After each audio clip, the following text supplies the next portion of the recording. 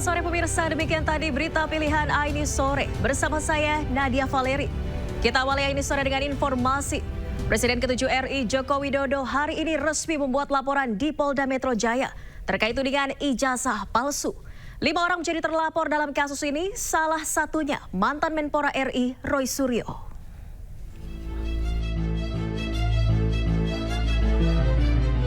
Presiden ke-7 Republik Indonesia Joko Widodo akhirnya resmi mengambil langkah hukum atas tudingan ijazah palsu yang selama ini bergulir di ruang publik.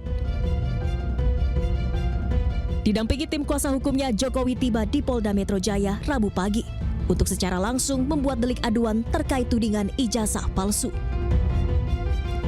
Total ada 5 terlapor dalam kasus ini. Di antaranya mantan Menpora Roy Suryo, ahli digital forensik Rismon Sianipar, Dr. Tifauziah Tiasuma, pemerhati politik Rizal Fadilah, serta seorang lainnya berinisial K. Kelimanya dilaporkan atas dugaan fitnah dan pencemaran nama baik melalui media elektronik. Sebetulnya masalah ringan, urusan tuduhan ijazah palsu. Tetapi memang perlu dibawa ke ranah hukum agar semuanya jelas dan gamblang. Ya, delik aduan kan, syarat memang harus saya sendiri datang. Ya. Setelah ini masih di Jakarta, ini informasikan akan memperlihatkan ijazahnya, Pak. Bapak tadi memperlihatkan ijazahnya ya, Pak? Tadi memperlihatkan ijazah asli. Nanti ditanyakan detail kepada tim kuasa hukum. Ya. Pak di dalam ada Pak. Banyak.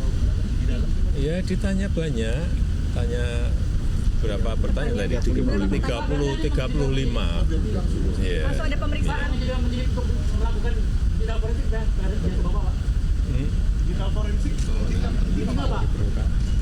Kalau diperlukan, ya silakan. Yang jelas sudah kita bawa ke ranah hukum.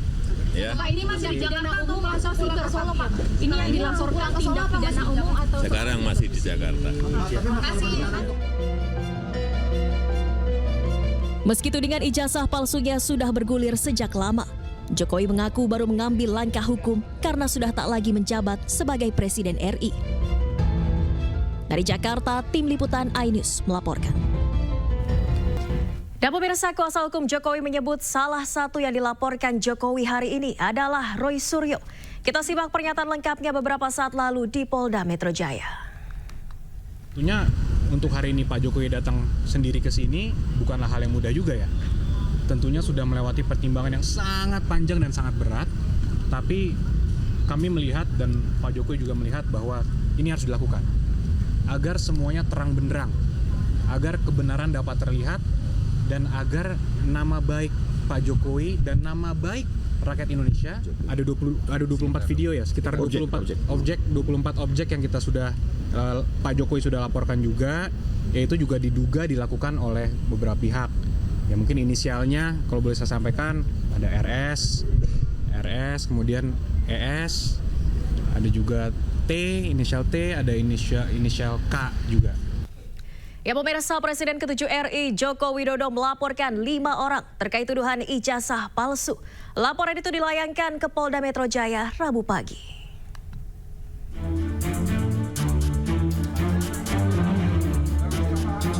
Presiden ke-7 Republik Indonesia Joko Widodo membuat laporan di Polda Metro Jaya terkait tudingan ijazah palsu. Total ada 5 terlapor dalam kasus ini, diantaranya mantan Menpora Roy Suryo, Dr. Tifauziah Tiasuma, ahli digital forensik Rismon Sianipar, wakil ketua tim pembela ulama dan aktivis TPUA Rizal Fadilah, serta seseorang berinisial K. Kelima orang ini dilaporkan karena dianggap membuat kegaduhan dengan tudingan ijazah palsu milik Joko Widodo. Tim liputan iNews melaporkan. Sementara itu pemirsa, sejumlah terlapor tudingan ijazah palsu Joko Widodo menggelar deklarasi dukungan sekaligus jumpa pers di Gedung Joang 45 Menteng, Jakarta, Rabu siang.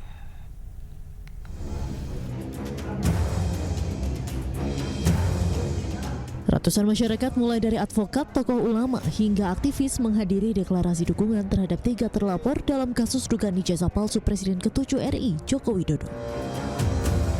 Deklarasi dukungan dihadiri oleh para terlapor, di antaranya adalah pegiat media sosial sekaligus alumni Universitas Gadjah Mada Tifauzia Tiasuma, hingga mantan Menteri Pemuda dan Olahraga yang juga pakar telematika Roy Suryo. Para terlapor menghormati langkah Jokowi dalam membuat laporan ke Polda Metro Jaya. Namun mereka juga mengaku siap mempertanggungjawabkan pernyataan dalam kasus dugaan ijazah palsu Jokowi. Jadi artinya kita mendukung itu segera diproses ya gitu. Dan kalau dia sudah berani datang lapor, dia juga harus berani datang untuk nanti di BAP terhadap laporan yang lain. Jadi polisi juga menurut saya harus fair, kerjakan semuanya, equality before the law. Jangan sampai hanya laporannya Jokowi saja yang diproses, tapi laporan yang ada di Solo itu sudah persidangan, dan laporan yang ada di Bareskrim milik TPUA itu tidak dijalankan. Jadi menurut saya bagus, dan kita tunggu ya. Kalau kemarin kan pasalnya adalah 160 yang saya dengar. Itu 160 itu adalah kita dianggap untuk menghasut. Nah, kabarnya hari ini yang dilaporkan adalah pencemaran nama baik. Ya, nggak apa-apa. Kita lihat nanti apa yang dilaporkan dan bukti-buktinya apa. Tapi sekali lagi, semua tidak akan terjadi. Tidak akan terjadi apa yang dilaporkan sebagai pencemaran nama baik itu kalau tidak dikaitkan dengan dugaan adanya ijazah yang tidak benar atau palsu, termasuk juga dari skripsi yang sudah kita periksa sebagai bukti primer di Universitas Gadjah Mada tanggal 15 April kemarin yang jelas-jelas itu skripsinya palsu. Sebelumnya Roy Suryo, Rismon Syanipar, Rizal Fadilah, dan Dr. Tifauzia Tiasuma dilaporkan sejumlah pihak. Keempatnya dilaporkan sebagai pembuat kegaduhan soal ijazah palsu Presiden RI ke-7 Joko Widodo. Dari Jakarta, Dilami Aulia Zulkarnain, Anyus melaporkan.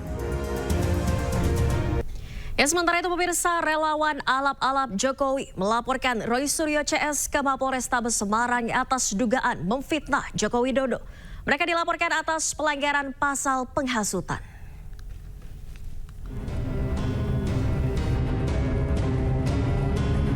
Relawan alap-alap Jokowi Rabu siang mendatangi SPKT Mapolrestabes Semarang untuk melaporkan 4 orang yang diduga telah memfitnah Joko Widodo terkait ijazah palsu. Keempat orang yang dilaporkan tersebut adalah Roy Suryo, Dr. Tifauzia Tiasuma, Rismon Syanipar, dan Rizal Fadilah. Selain di Polrestabes Semarang, relawan alap-alap Jokowi juga melaporkan kasus yang sama ke Mapolres Surakarta dan Mapolres Sleman. Laporan di 3 tempat ini merupakan keputusan internal alap-alap Jokowi dari hasil gelaran rapat nasional. Ya, inisial aja ya. Ada RS ya, 2 ya. Terus wanita 1, TV ya. Terus RF. Terkait apa, Pak? Ya, terkait tuduhan ijazah palsu Bapak Joko Widodo. Kenapa sih Pak sampai mengambil langkah hukum? Ya, gini, ini kan sudah hasutan ya, menghasut, menghina, pencemaran nama baik, dan sudah ramai. Kemungkinan teman-teman juga tahu semua, hampir seluruh masyarakat Indonesia melalui media sosial ini sudah beredar.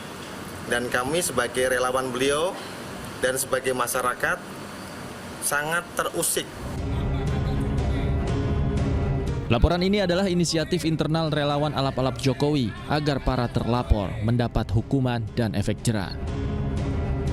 Dari Semarang, Jawa Tengah, Doni Marendra, iNews melaporkan. Ya pemirsa, sementara itu sidang lanjutan gugatan tuduhan ijazah palsu terhadap Presiden ke-7 RI Joko Widodo digelar hari ini di Pengadilan Negeri Kota Solo. Sidang beragendakan mediasi dan dilaksanakan secara tertutup.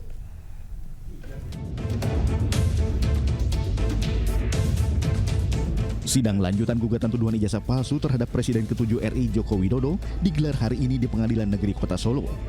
Sidang beragendakan mediasi dan dilaksanakan secara tertutup.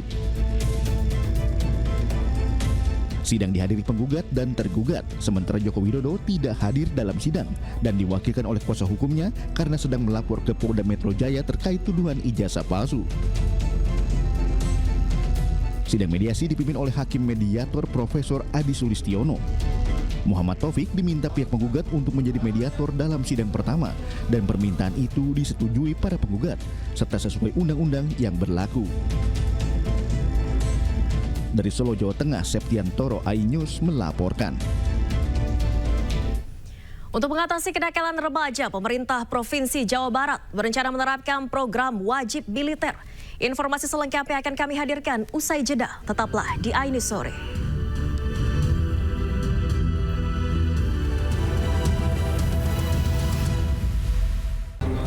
Ya pemirsa, 5 orang resmi dilaporkan ke Polda Metro Jaya oleh Presiden ke-7 RI Joko Widodo terkait tudingan ijazah palsu. Dan untuk membahas informasi selengkapnya kami telah terhubung dengan kuasa hukum Joko Widodo, Rifai Kusumanegara. Selamat sore, Bung Rifai.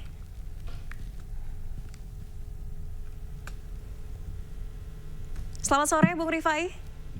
Selamat sore, suara saya jelas? Sudah jelas, Bung Rifai. Ini tadi laporan sudah resmi dibuat ke Polda Metro Jaya. Barang bukti apa saja yang disertakan dalam laporan tadi?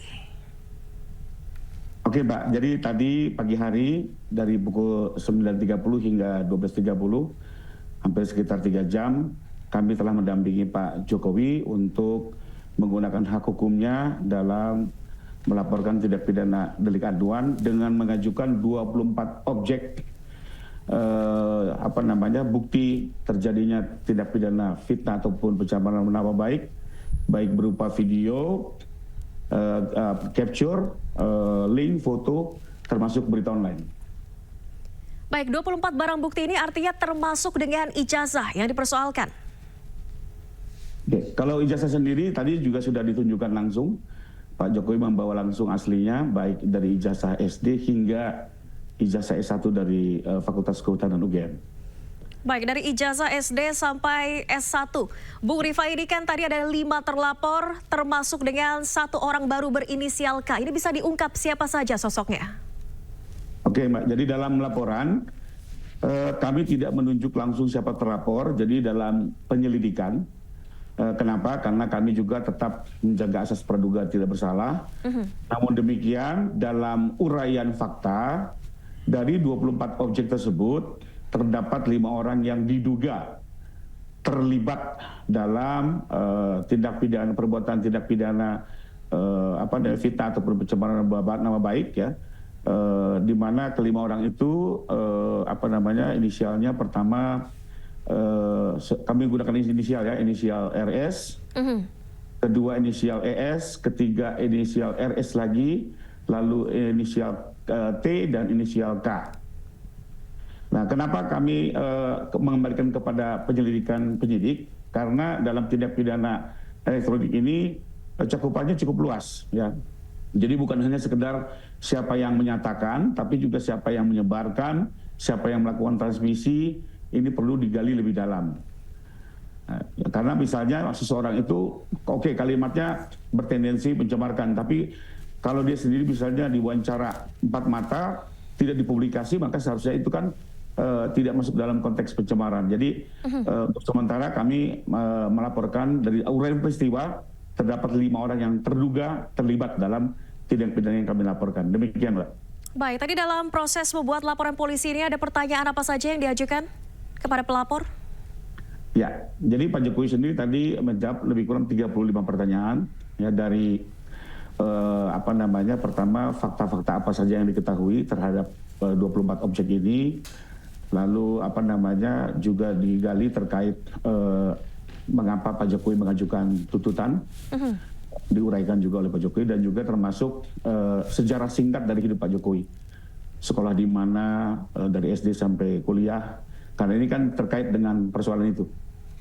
Demikian, Mbak. Baik, apakah sudah ada penjadwalan untuk pemeriksaan lanjutan untuk pelapor maupun terlapor, Bung Rifai? Oke, sesuai prosedur memang pelaporan itu selalu dimulai dengan penyelidikan dulu, Mbak. Jadi kita hormati proses hukum yang berlangsung, mulai dulu dengan penyelidikan, nanti dari situ mungkin akan dicari alat bukti tambahan apakah memang ini masuk dalam tindak pidana atau tidak. Dan setelah masuk dalam tindak pidana, baru dari penyelidikan ini naik ke tahap penyidikan.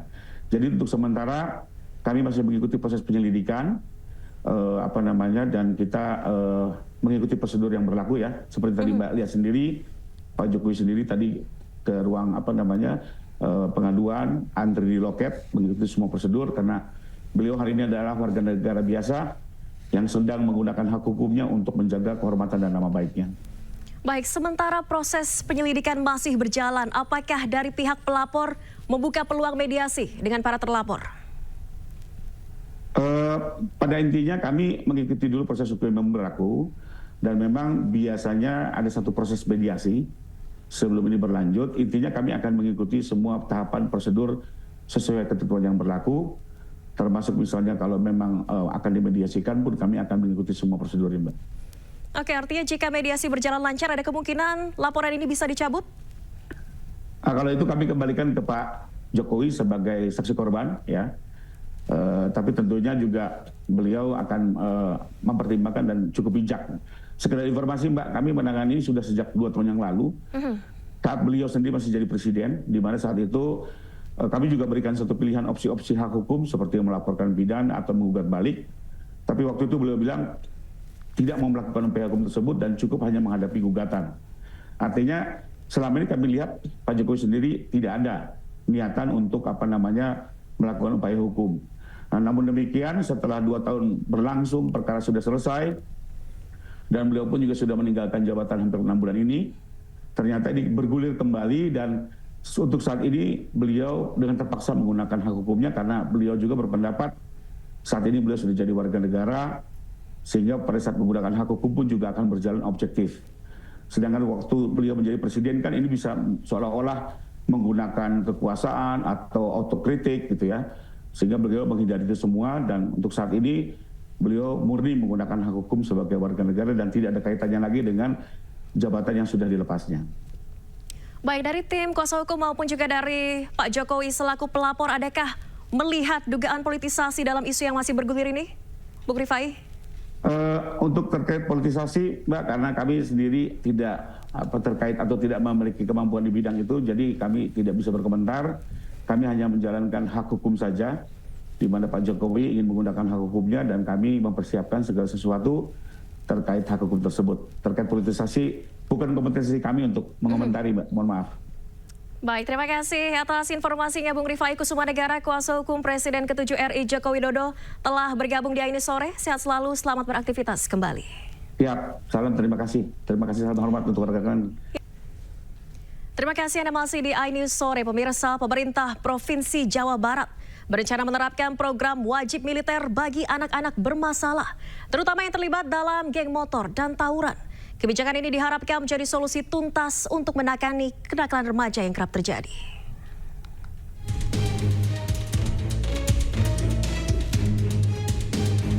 Maraknya kasus tawuran serta pelajar yang terlibat geng motor membuat pemerintah Provinsi Jawa Barat mengeluarkan aturan khusus untuk memiliterisasikan anak yang bermasalah. Program ini bertujuan membentuk karakter disiplin dan tanggung jawab. Peserta akan mengikuti pendidikan khusus di bawah pengawasan TNI Polri selama 1 tahun, sementara status sekolahnya tetap terdaftar di SMP SMA asal dengan kelas khusus. Maka saya merubah paradigma itu dengan cara apa? Banyak orang tua yang hari ini tidak punya kesanggupan lagi menghadapi anaknya. Banyak guru yang tidak punya kesanggupan untuk menghadapi murid-muridnya. Kenapa? Dia keras dikit nanti dikriminalisasi. Kan perlu dilakukan tindakan-tindakan yang nyata, terukur dan terencana. Maka salah satu pilihannya adalah melibatkan TNI Polri menjadi bagian dari upaya pembinaan mereka.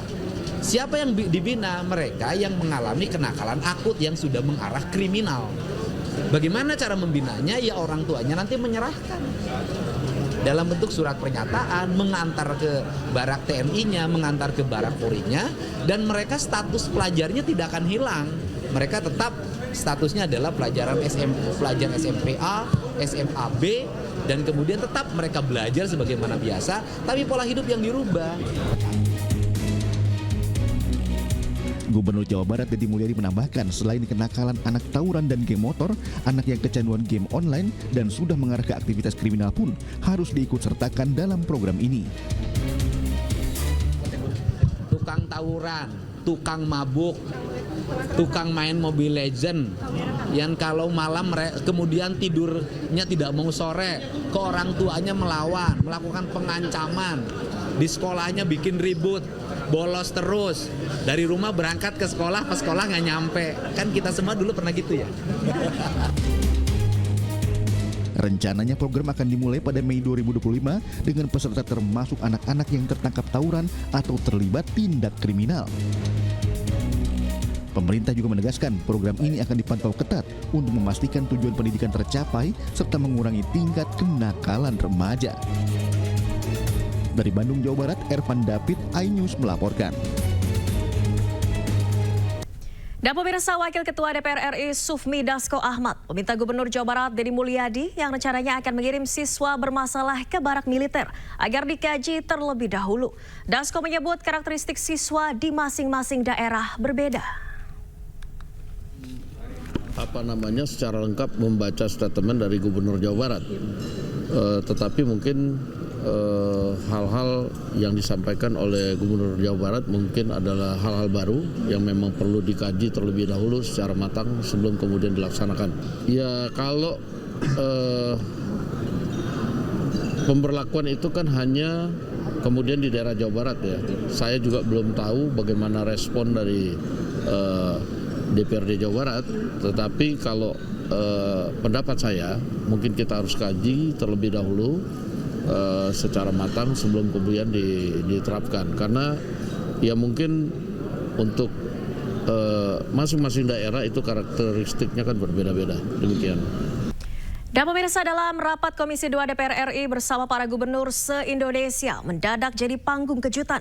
Bukan karena perdebatan kebijakan, namun karena sindiran Gubernur Kalimantan Timur Rudy Masud yang menyebut Gubernur Jawa Barat Deddy Mulyadi sebagai gubernur konten di hadapan menteri dan kepala daerah lainnya.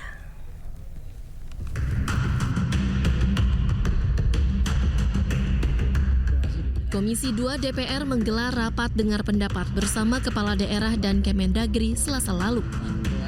Rapat ini membahas masalah BUMD hingga mendengar evaluasi kinerja pemerintah daerah. Namun ada momen menarik ketika Gubernur Kalimantan Timur Rudy Masud sempat menyindir Gubernur Jawa Barat Deddy Mulyadi sebagai gubernur konten. Dan seluruh gubernur yang hadir hari ini, Kang Deddy, gubernur konten. Mantap nih Kang Deddy nih. Sindiran itu pun ditanggapi santai Deddy Mulyadi. Gubernur Jawa Barat ini menyampaikan bahwa konten-konten yang dibuatnya justru memberi manfaat efisiensi bagi Pemprov Jawa Barat.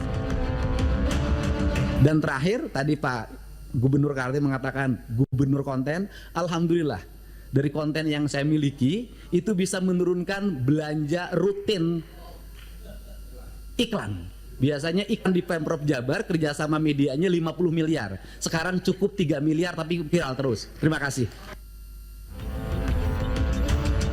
Sementara dari sindiran yang dilontarkan, Gubernur Kalimantan Timur justru berbalik menjadi bumerang.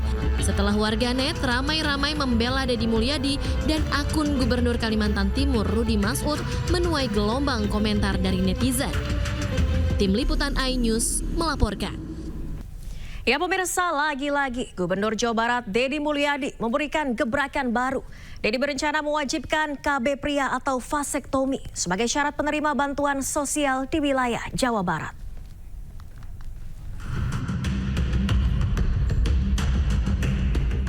Rencananya warga Jawa Barat harus terdaftar dalam kepesertaan keluarga berencana atau KB sebagai prasyarat dalam penerimaan bantuan sosial. Nantinya ada beasiswa pendidikan hingga program bantuan sosial lainnya yang disalurkan oleh Pemprov Jabar. Usulan ini disampaikan oleh Gubernur Jawa Barat Deddy Mulyadi. Tujuannya supaya masyarakat dapat mengatur waktu kelahirannya sehingga dapat menekan angka kemiskinan di Jawa Barat. Deddy juga menegaskan prioritas KB dilakukan untuk pria, supaya suami ikut bertanggung jawab dan tidak hanya membebani sang istri. Maka para penerima bantuan sosial, apakah nanti bantuan biaya kelahiran, bantuan rumah sakit, bantuan listrik, bantuan pangan non tunai, bantuan perumahan, bantuan tanah, ya saya harap bantuan beasiswa untuk anaknya. Saya harapkan yang laki-lakinya loh, saya harapkan suaminya atau ayahnya yang ber-KB sebagai bentuk tanda tanggung jawab terhadap diri dan keluarganya. Jangan terus-terusan dibebankan pada perempuan. Nantinya langkah ini diambil agar bantuan dari pemerintah, baik provinsi maupun pusat, bisa didistribusikan secara lebih merata. Dari Depok, Jawa Barat, Iyung Rizky, iNews melaporkan. Pemirsa, Gubernur Jawa Barat Deddy Mulyadi memanggil sejumlah pihak terkait dugaan kekerasan yang dialami pemain sirkus Oriental Sirkus Indonesia. Pertemuan ini untuk mencari jalan tengah atas permasalahan yang tengah bergulir.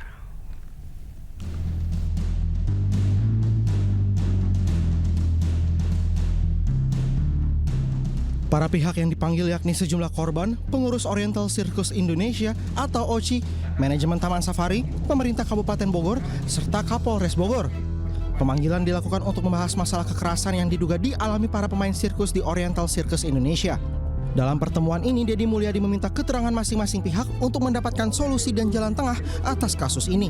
Deddy Mulyadi mengatakan masalah hukum terkait kasus kekerasan di OCI Taman Safari sudah dalam tahap SP3. Meski begitu, pihaknya tetap akan mencarikan solusi dan mempertemukan kembali pihak OCI dan para korban. Tetapi dari sisi personality, saya sudah ngajak mereka nanti Rabu depan, keluarga Taman Safari bertemu dengan mereka yang merasa hilang identitas dirinya, nggak tahu nama orang tuanya, mengalami penderitaan fisikis selama dia bekerja sebagai petugas sirkus atau pegawai sirkus atau artis sirkus di OCI, dan kemudian mereka tidak terdaftar sebagai karyawan. Sementara itu, meski mengaku tidak berkaitan dengan Oriental Sirkus Indonesia, manajemen Taman Safari akan mencoba membantu mencari solusi atas kasus ini. Pihaknya juga mengaku kasus dugaan kekerasan pemain sirkus berdampak pada trafik pengunjung di Taman Safari. Pihaknya juga sudah mengajukan surat ke Komnas HAM dan siap untuk dilakukan audit. Saya rasa hari ini cukup jelas bahwa tim OCI ini sebenarnya sudah memulai mediasi yang sebelumnya agak stuck seperti itu ya. Ya, saya harapkan dengan adanya Kang Deddy pada hari ini, ya tim pengacara hukum ex-OCI dan juga korban-korban ini bisa bertemu di suatu titik tengah untuk menjadi solusi. Mungkin itu aja ya. Hingga kini dugaan kekerasan dan pelanggaran hak asasi manusia di Oriental Sirkus Indonesia masih dalam pemeriksaan sejumlah pihak terkait. Dari Depok, Jawa Barat, Iyung Rizky, iNews melaporkan. Terima kasih Anda masih di iNews Sore. Pemirsa, pada hari pertama aturan yang mewajibkan ASN naik transportasi umum, Gubernur Jakarta Pramono Anung dan Wagub Jakarta Rano Karno naik transportasi umum ke Balai Kota.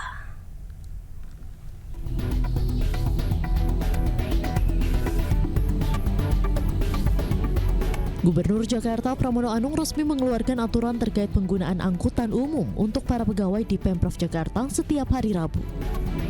Aturan yang dituangkan dalam instruksi Gubernur DKI Jakarta nomor 6 tahun 2025 ini diberlakukan terhadap 65.000 ASN Pemprov Jakarta tak terkecuali.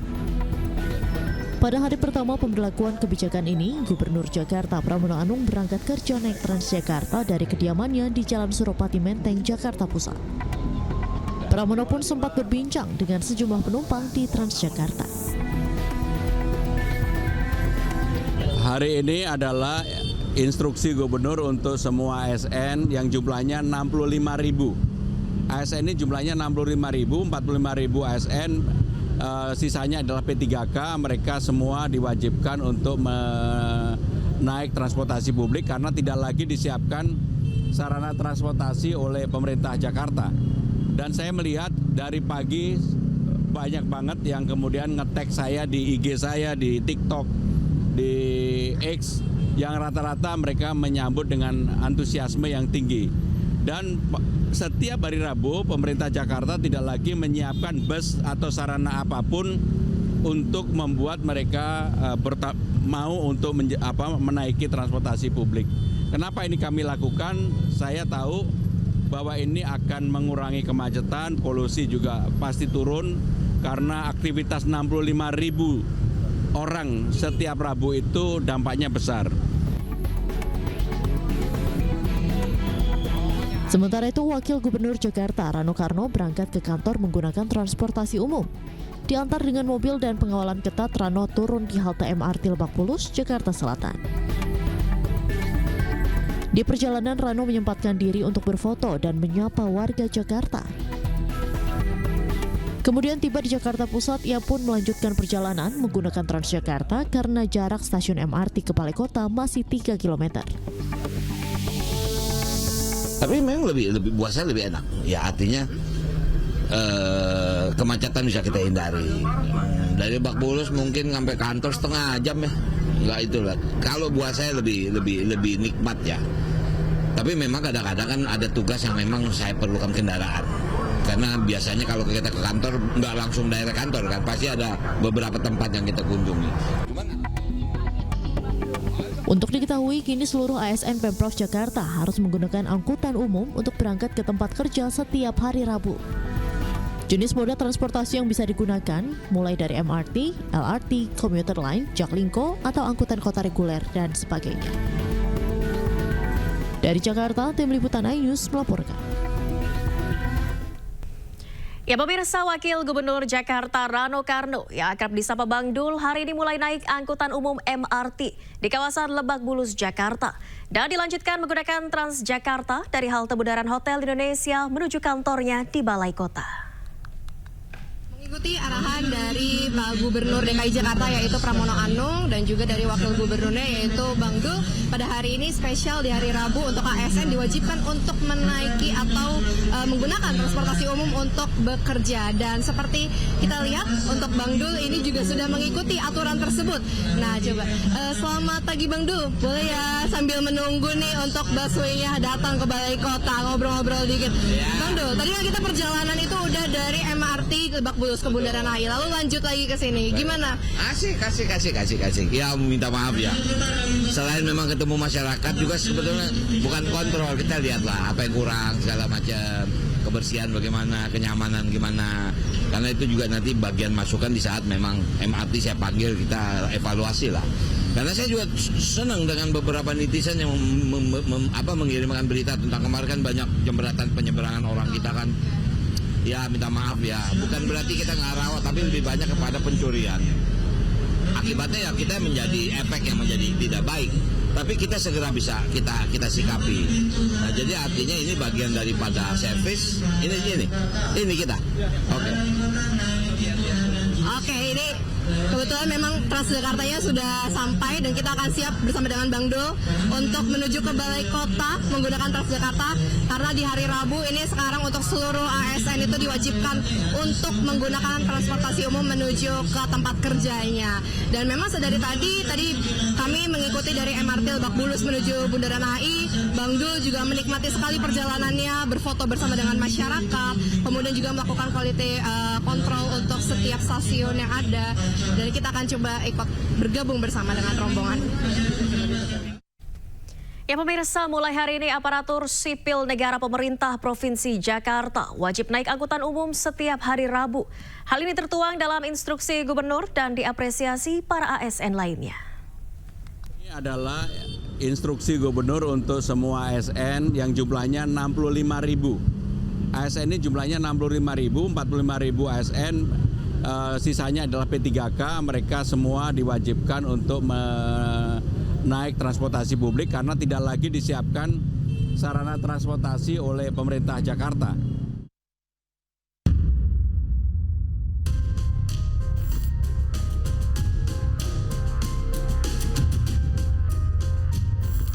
Tiap hari Rabu 30 Maret 2025 ASN harus naik transportasi umum mulai berlaku.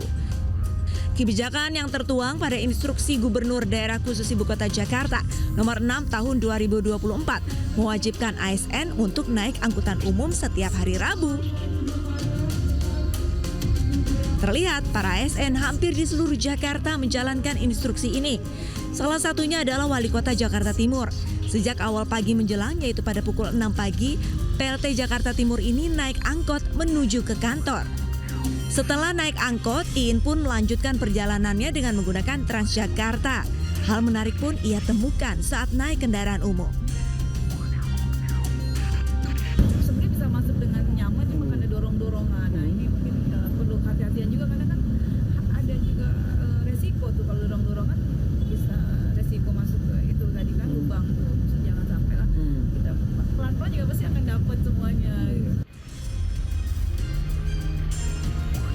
Tak hanya ASN dari Jakarta Timur, ASN dari Jakarta Selatan pun beramai-ramai memenuhi Transjakarta pada Rabu pagi.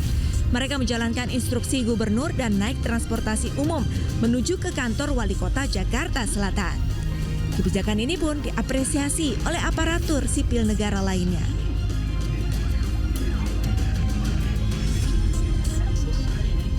Kita harus membiasakan untuk menaik kendaraan umum yang disediakan oleh Pemprov DKI. Yang kedua, mengurangi kemacetan, kemudian mengurangi polusi udara, dan tentunya kita ada sedikit jalan juga dari rumah, pasti jadi sehat kita. Program pemerintah bagus. Yang pertama mengurangi polusi udara. Yang kedua memang Transjakarta itu kan program pemerintah juga. Kita naik angkutan itu lebih bagus sebenarnya. Namun ada beberapa hal yang dikeluhkan sejumlah ASN, yaitu diantaranya jumlah angkutan umum yang belum merata ke semua titik kota Jakarta dan kota penunjang lainnya. Kendala mungkin kalau misalnya rumahnya jauh ya, karena kan belum semua transportasi umum di Jakarta itu kan menjangkau titik-titik tertentu. Jadi kadang transitnya banyak, terus secara waktu juga lebih lama dibanding kalau naik kendaraan pribadi. Dalam kebijakan ini ada pengecualian, yaitu bagi ASN dalam kondisi sakit, hamil, disabilitas, dan petugas lapangan yang membutuhkan mobilitas tertentu diperbolehkan hari Rabu naik kendaraan pribadi.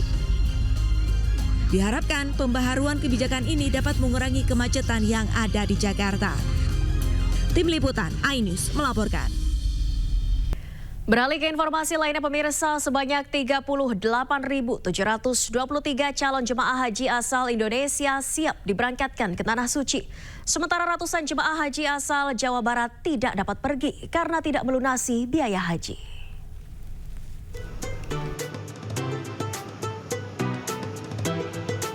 Kementerian Agama Provinsi Jawa Barat siap memberangkatkan 38.723 jemaah haji. Seluruh jamaah akan masuk embarkasi pada tanggal 1 Mei serta diberangkatkan pada tanggal 2 Mei mendatang. Kemenak Jabar juga menyiapkan 2 embarkasi di mana di Asrama Haji Bekasi akan memberangkatkan 61 kloter dan embarkasi Indramayu sebanyak 28 kloter. Dari data Kementerian Agama Provinsi Jawa Barat, ada ratusan jamaah gagal berangkat haji karena tidak melunasi biaya haji, namun langsung digantikan dengan jamaah cadangan. Jamaah mulai masuk ke embarkasi itu tanggal 1 Mei dan akan terbang tanggal 2 Mei. Nah, di embarkasi juga kami sudah siapkan fasilitas-fasilitas untuk para calon jamaah haji untuk persiapan keberangkatan. Di asrama haji, para jamaah haji itu akan menerima dokumen dan perbekalan seperti paspor yang sudah tervisa, kemudian gelang, terus kartu identitas jamaah, serta juga uang living cost yang akan dibagikan di asrama haji embarkasi Bekasi maupun di Indramayu seperti itu. Banyak jamaah menunda keberangkatan karena terkena musibah banjir. Dari Bandung, Jawa Barat, Ervan David, iNews melaporkan. Dan pemirsa, Menteri Agama RI Nasaruddin Umar berpesan kepada para petugas penyelenggara ibadah haji agar melayani calon jemaah haji setulus hati. Menak juga menggarisbawahi mengenai kedisiplinan dan tidak saling menjelekkan satu sama lain. Saya ingin pesankan 4 pesan. Pertama adalah niat datang kita di sini ini lillahi ta'ala. Kita akan membantu tamu-tamunya Allah Subhanahu wa Ta'ala. Semakin bagus kita memberikan pelayanan kepada tamu Allah, insya Allah Tuhan pun juga akan memberikan apresiasi terhadap kita ya. Maka itu kita perbaiki niatnya. Jangan ada niat-niat yang baik. Tuluslah mendampingi mereka. Orang yang ikhlas itu tidak pernah marah. Anggaplah yang menjengkelkan itu wajah Allah juga kan. Anggaplah orang yang menghibur kita itu, memuji kita itu wajah Allah juga. Jadi semuanya wajah Allah, tidak ada yang bukan wajah Allah. Kemanapun kalian menghadapkan mukanya, wajah Allah yang Anda lihat. Wajah yang menjengkelkan itu juga wajah Allah, tersenyumlah. Wajah yang menyenangkan itu juga wajah Allah. Fa'inama tuwallu fatama wajhullah. Jadi jangan pernah marah, jangan pernah mengeluh. Karena kalau orang mengeluh berhenti jadi ikhlas. Orang ikhlas itu tidak pernah capek. Orang ikhlas itu tidak pernah mengeluh. Dan orang yang ikhlas itu tidak suka mengadu domba. Karena kita akan lillahi ta'ala ya. Ya pemirsa, menjelang keberangkatan calon jemaah haji tahun 2025, Asrama Haji Pondok Gede Jakarta Timur siapkan 9 gedung bagi calon jemaah haji embarkasi Jakarta yang bisa menampung sebanyak 4 kloter per hari.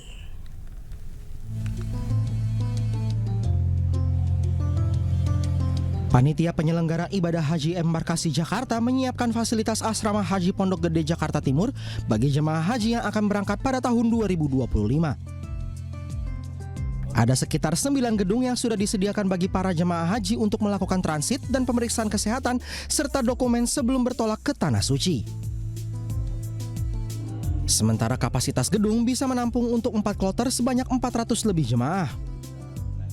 Kapasitas asrama kita di sini bisa sampai 4 kloter ya. Jadi asrama Haji Pondok Gede ini bisa menampung 4 kloter. Jadi kalau dalam satu hari misalnya ada 3 jadwal penerbangan itu bisa masuk semuanya. Jadi satu kloter itu kan 443 ya untuk Saudi, untuk yang Garuda 388 ya 390 sekian ya.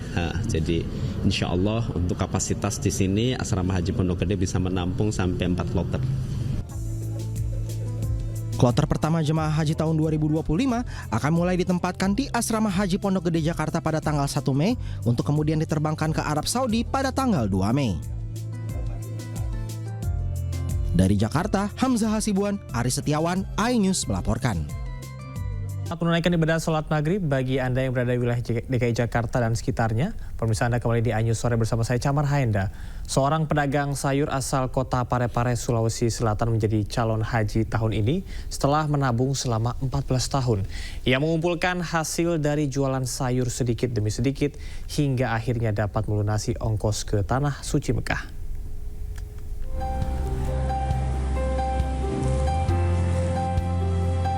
Seperti inilah keseharian Lili, seorang pedagang sayur berusia 88 tahun yang percaya dengan keyakinan dan tekad yang kuat, tidak ada yang mustahil. Dengan kesehariannya berdagang sayur, Lili tekun mengumpulkan uang selama kurang lebih 14 tahun lamanya untuk bisa menunaikan rukun Islam yang kelima, yaitu menunaikan ibadah haji. Sejak tahun 2011, Lili meneguhkan dirinya untuk mengumpulkan uang 50 hingga 100 ribu rupiah di dalam dompetnya. Ketika tabungannya mencapai 1 juta rupiah, kemudian akan ia tabungkan di bank. Iyo, itu saja kasih jual sayur, beli aku rumah, tidak ada hasil suamiku, tidak ada hasil anakku, hanya semata-mata hasil saya sendiri. Itu Bu, dalam satu hari itu Bu, berapa kita tabung dalam satu hari? Dulu biasa menabung ke waktunya kalau ada itu biasa tabung tak 50 ribu, 100 ribu, sudah cukup 1 juta di dompet kuku saya store di bank. Tentu dirinya merasa senang. Kerja kerasnya membawa mimpinya terwujud di tahun ini. Kini Lili terdaftar sebagai salah satu dari 126 jemaah calon haji asal kota Parepare yang akan berangkat pada tanggal 16 Mei 2025 mendatang. Lili menjadi salah satu contoh bahwa Tanah Suci menunggu mereka dengan hati yang bersih dan rindu yang kuat akan Robnya. Dari Parepare, Sulawesi Selatan, Erwin Eka Pratama, iNews melaporkan. Pemerintah Arab Saudi membuat aturan ketat untuk pelaksanaan haji tahun ini. Menteri Agama Nasruddin Umar mengingatkan agar tidak ada masyarakat Indonesia yang nekat pergi haji secara tidak resmi atau ilegal.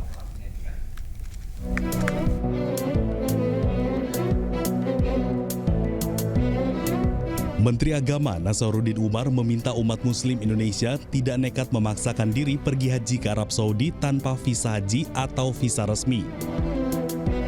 Hal ini terkait dengan peraturan Arab Saudi yang tahun ini super ketat untuk urusan haji. Para petugas Arab Saudi melakukan pemeriksaan visa di sejumlah titik masuk menuju Masjidil Haram. Selain itu, Menteri Agama meminta masyarakat agar tidak tergiur dengan beragam iming-iming oknum yang menjanjikan bisa berhaji tanpa visa haji. Jadi inilah saya menghimbau kepada seluruh jamaah haji yang mungkin ada yang menjanjikan kamu bisa haji lebih baik menghindari daripada nanti terlunta-lunta nasibnya di sini ya. Dioper ke sana kemari, pesawat mau pulang itu pun juga nggak ada lagi, kemudian hotel sudah penuh juga semuanya, akhirnya terlantar di sini. Jadi saya menghimbau sekali lagi jamaah haji yang mendapatkan janji-janji manis daripada oknum-oknum tertentu seperti tahun lalu beda dengan tahun ini, sangat super ketat. Jadi lebih menghindari kemudaratan yang bisa terjadi. Semua pihak harus mematuhi aturan agar tidak terlantar dan mendapat sanksi berat yang berlaku di Saudi Arabia. Dari Mekah, Arab Saudi, Gigi Irfan, iNews melaporkan. Pemirsa, jelang musim haji, Masjidil Haram Mekah tampak sepi dari jemaah umroh. Hal ini diperuntukkan persiapan dari otoritas setempat menyambut jemaah haji yang akan tiba.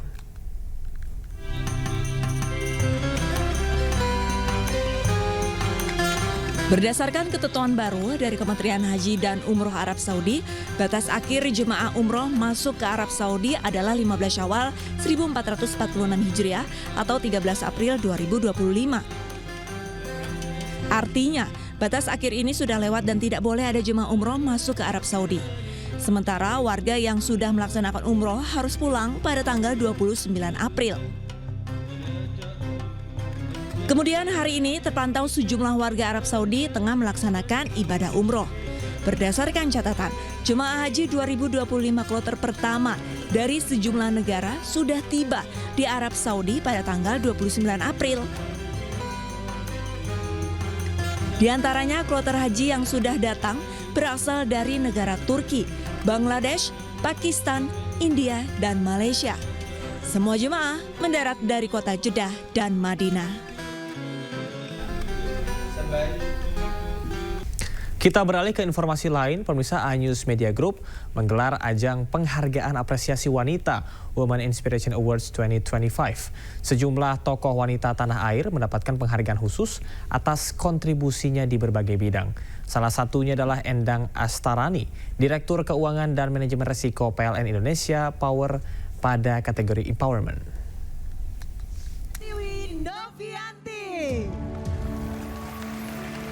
iNews Media Group menggelar ajang penghargaan bertajuk Women's Inspiration Award 2025 sebagai bentuk komitmen untuk terus memberikan apresiasi terhadap peran dan kontribusi wanita di berbagai bidang di Indonesia.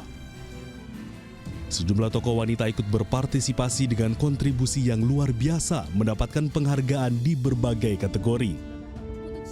Salah satunya Endang Astaranti, Direktur Keuangan dan Manajemen Risiko PLN Indonesia Power.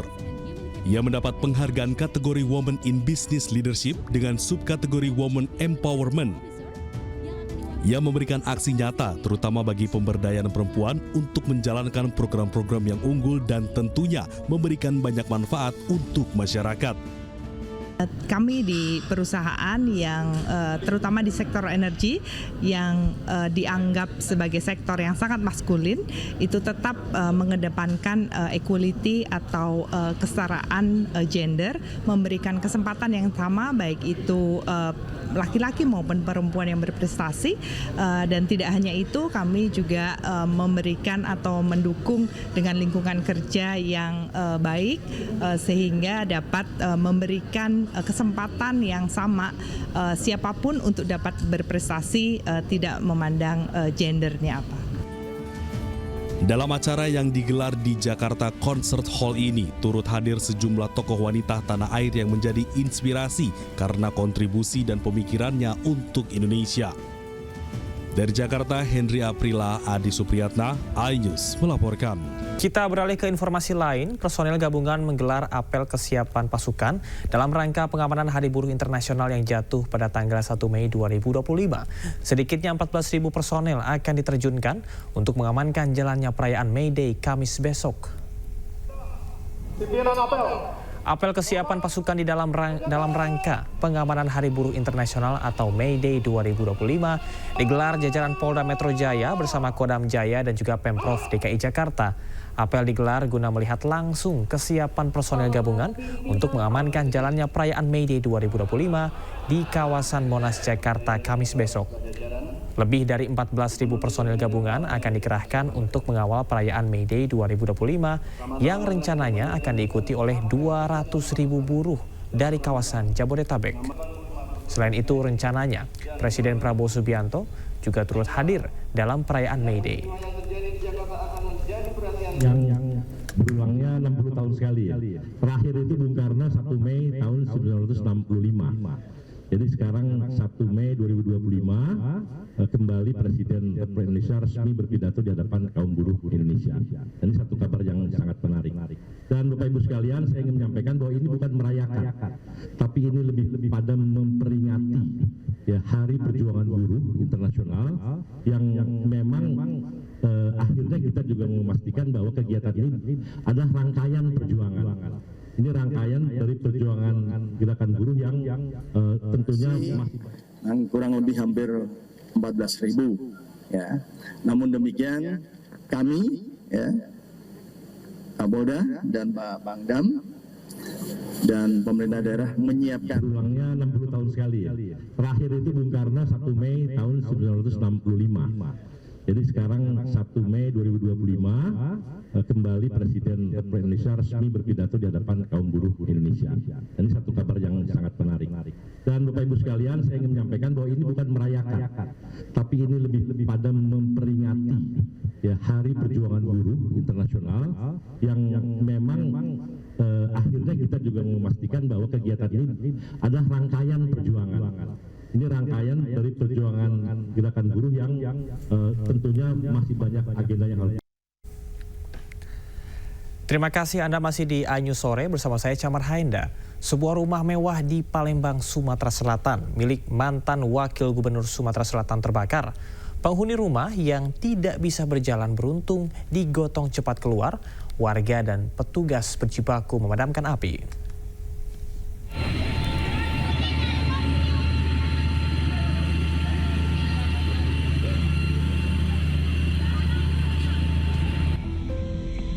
Asap hitam membumbung tinggi dari sebuah rumah mewah yang dijadikan gudang alat-alat sekolah di Jalan Aerobik, Kecamatan Ilir Barat 1, Palembang pada Rabu siang. Api yang diduga berasal dari korsleting listrik menjalar dari plafon lantai 2 rumah. Beruntung penghuni yang tidak bisa berjalan berhasil diselamatkan keluar rumah. Jadi pas dijenguk anakku, Bu, ada api, jadi kita keluar, sudah kami keluar ke sini. Uang itu tahu tuh rame kan, cepatlah sambil ngambil banyu kan, banyu kecil. Ini bangunan apa, Pak? Ini rumahnya Pak mantan Wakil Pak Setia Kajuri. Oh, sekarang diperuntukkan tempat apa, Pak? Gudang atau apa? Nggak tahu jalan ceritanya, tahu yang kita baru tahu aja, baru tahu ke sini aja. Ternyata rumah itu jadi gudang oleh mobil mereka itu. Api dapat dipadamkan setelah warga dibantu petugas damkar berjibaku memadamkan api. Tidak ada korban jiwa dalam peristiwa kebakaran ini, sementara kerugian ditaksir hingga ratusan juta rupiah. Dari Palembang, Sumatera Selatan, Guntur, iNews melaporkan. Pemirsa, MNC Peduli menyalurkan ratusan buku bacaan kepada Pustaka Nagari Pandai Sike di Kabupaten Tanah Datar, Sumatera Barat. Bantuan ini sebagai bentuk kepedulian MNC Group terhadap pendidikan dan juga literasi anak.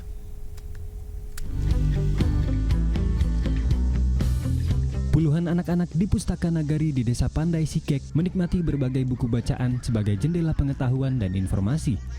Pusat baca yang didirikan sejak tahun 2009 lalu ini mendapatkan perhatian dari MNC Peduli yang mendukung peningkatan literasi anak sebagai generasi cerdas anak bangsa sejalan dengan visi mewujudkan generasi Indonesia Emas 2045.